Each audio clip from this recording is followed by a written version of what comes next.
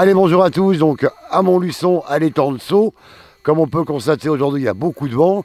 Les planches à voile, les bateaux, c'est un régal pour les marins. Et aujourd'hui, donc avec Maxime, on va découvrir de l'art de la rue, du street, ça s'appelle le street art.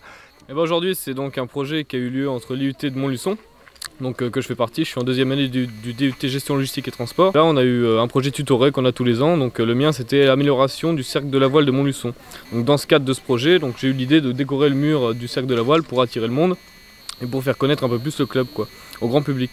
Et donc cet après-midi, donc on a un partenariat. Ça fait 5 après-midi qu'on a un partenariat avec Shaker, donc qui est un pôle artistique, qui est une école d'art. Il y a des artistes qui viennent donc décorer ce mur et qui font donc des ateliers avec les enfants, donc c'est très convivial et donc on peut voir le travail qui a été réalisé, donc un très beau travail. Alors, aujourd'hui, il y a un artiste qui a été invité, il vient directement du Pérou, c'est ça? Voilà, c'est ça, c'est Mako, c'est un artiste donc, qui réside à Shaker depuis depuis quelques années maintenant et donc qui a son expérience et donc qui fait des choses qui sont très belles.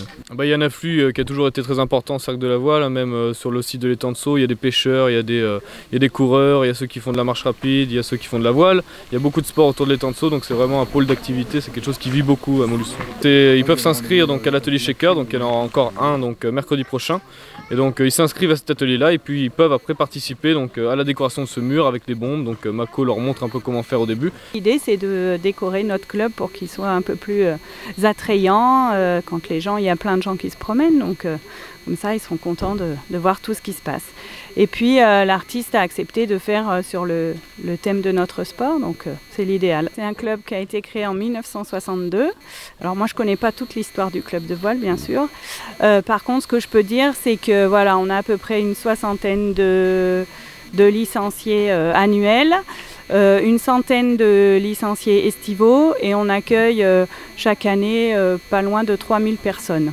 Donc on accueille des scolaires, on accueille des centres de loisirs, des gens qui viennent faire des stages l'été, des gens qui sont en situation de handicap. Oui, alors au sein de ce club, on pratique la voile sur Optimist, donc ça c'est un support individuel, sur laser, sur du dériveur double, on fait du catamaran. Donc là, c'est où il y a 2 coques, c'est un multicoque. Et puis on apprend aussi la planche à voile.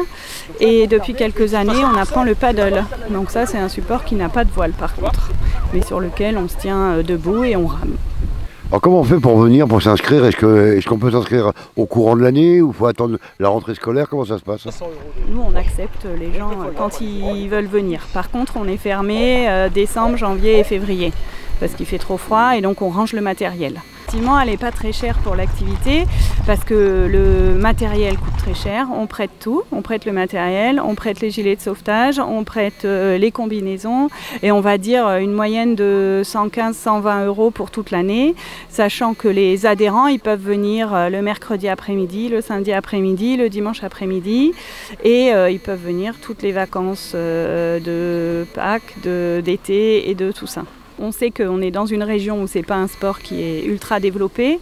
Donc l'idée, c'est que les gens puissent découvrir ce sport ici. Et après, si c'est le genre de sport qui leur plaît, ils peuvent aller en mer, quoi.